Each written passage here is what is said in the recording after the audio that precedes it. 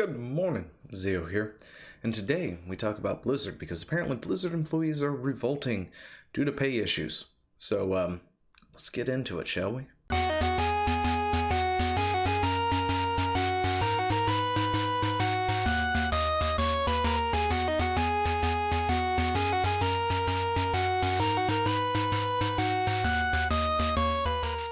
And if you haven't subscribed to the channel, you should go ahead and do so now. But today we're talking about Blizzard. We're going to take a look at these pay thingies.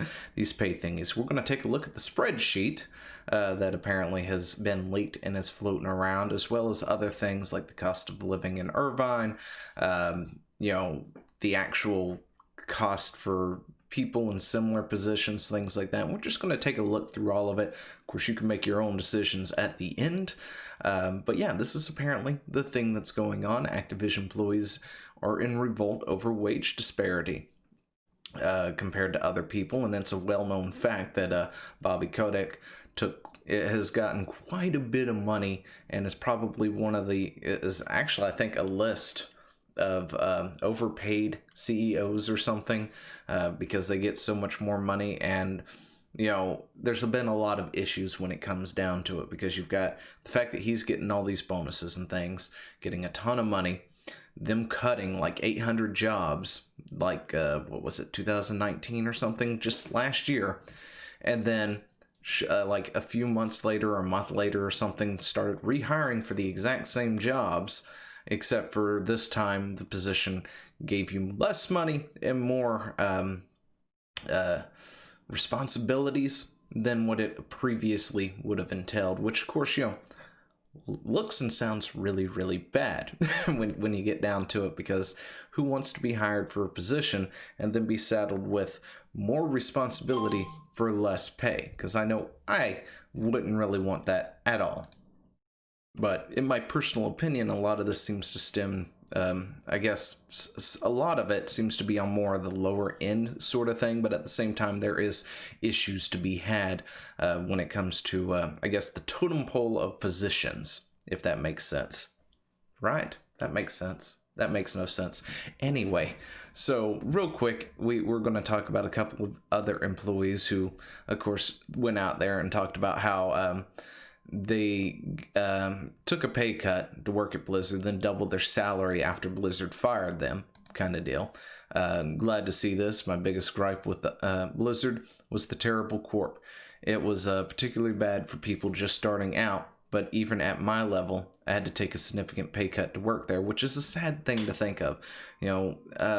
Blizzard, if I remember correctly, for the most part, Blizzard, back in its inception, maybe it also had a problem where it wasn't exactly up to company, or what's the word I'm looking for? Industry standards, right?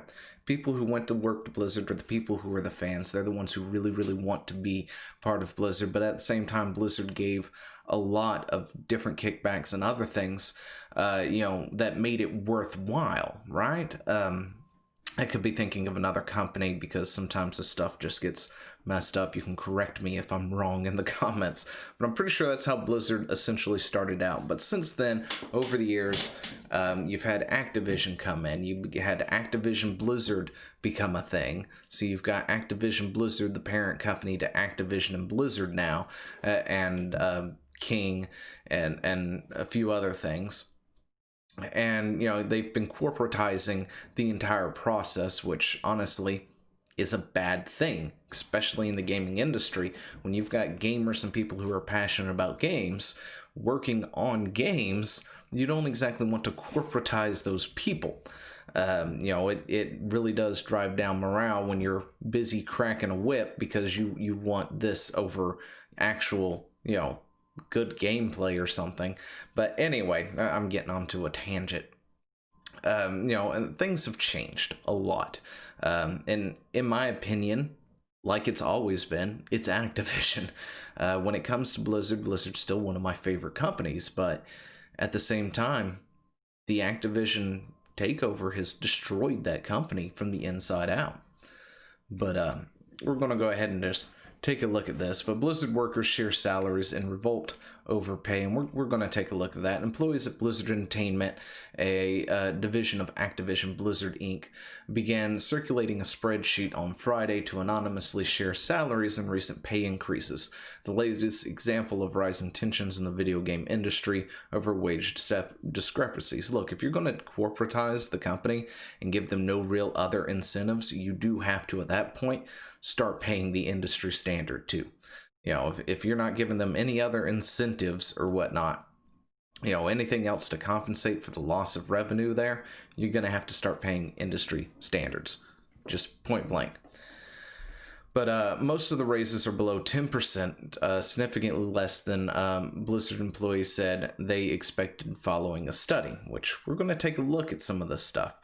Our goal has always been to ensure we compensate our employees fairly and competitively, according to Blizzard spokeswoman Jessica Taylor. We are continuously reviewing comprehensive philosophies to better recognize the talent of our highest performers and keep up competitive in the industry, with the aim of rewarding and investing more in top employees, which, to be fair, they might actually be doing that. That second part. As for, bringing people in on a competitive wage, that they're not doing. And I'll show you the spreadsheet why I think the latter is true, but the former is not so much. But yeah, let's see. Where did I do with it? Oh yeah. One more thing before we do get into that real quick. Wanted to look at this too, because the other question I had when all this stuff up is, what exactly is the industry standard? And somebody has done the work for me, because yay. But it is difficult to sum up compared to salaries at the top companies in the United States. However, according to ZipRecruiter, the majority of game developers in the country earn anywhere between $75,000 to $129,000 a year. So, what does that exactly mean? Well, Blizzard employees are getting paid way below that. Now, I've gone ahead and crunched some numbers over here because math sucks for me. But in order to get close to the $75,000, the low bar of the industry standard, an employee has to be paid at least anywhere between 39.20 cents, because I'm guessing on that one, because at 39 exact, it's like 74 something or 73 something a year.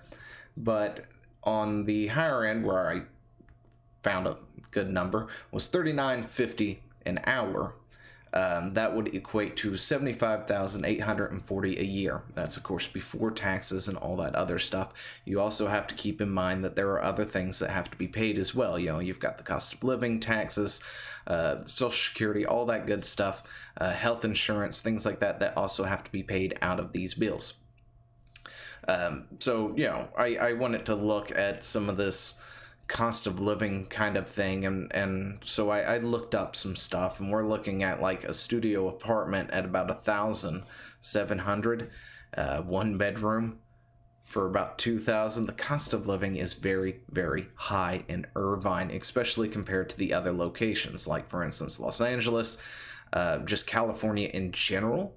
The cost of living is kind of high, and this is just getting a place to put a roof over your head. This isn't taking into a fact, doing the groceries or utilities or gas or anything else.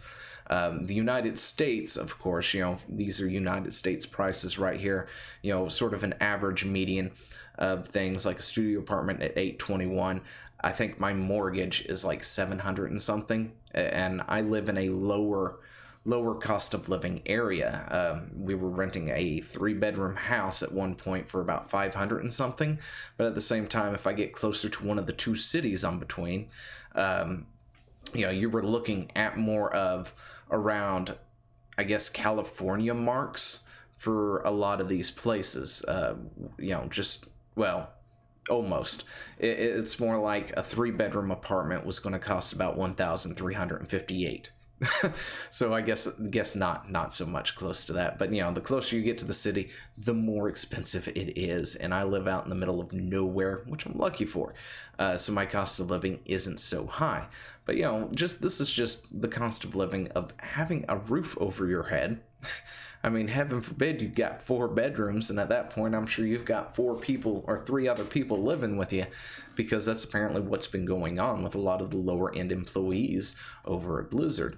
But here we have the spreadsheet, right? Links in the description down below if you want any of this stuff.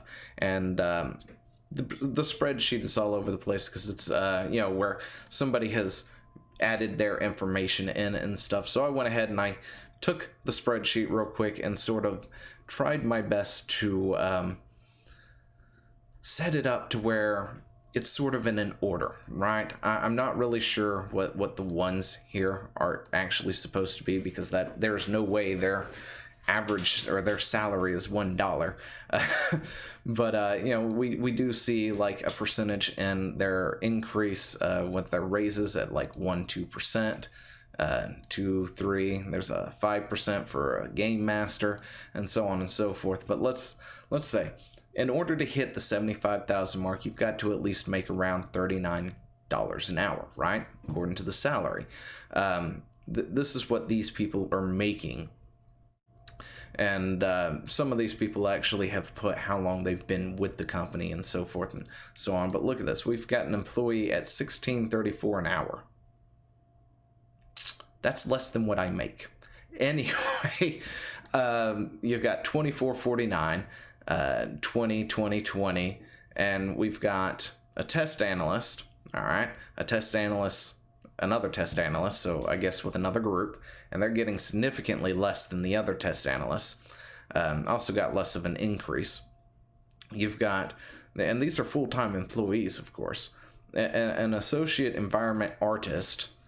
So you've got somebody who draws, essentially deals with the environments and stuff in games and things, when it rains and all this other stuff. They saw about a 2.3 increase. Game master, which is the person you open a ticket to when you have an issue, they actually saw a 5% increase, which is strange. But yeah, they saw quite a big one, but they're still making only $20.44 an hour. You got another full-time, an association operations admin, $20.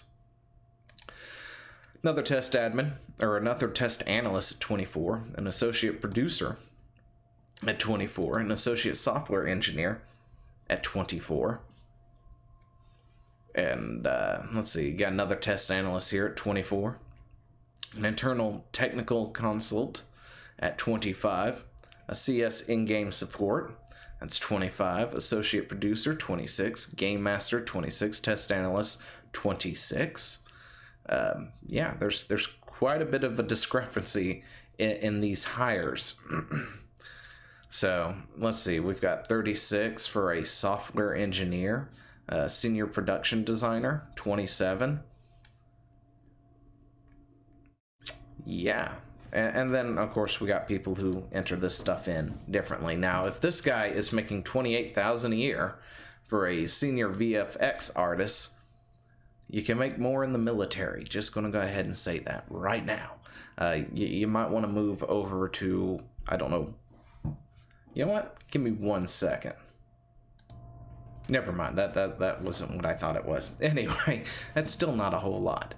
But yeah. You got 31, 33. We've got somebody who's got their pay in euros, which is 34,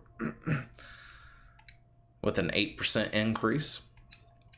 And you can scroll all the way down here, and let's find the industry standard. Where does the industry standard actually starts in?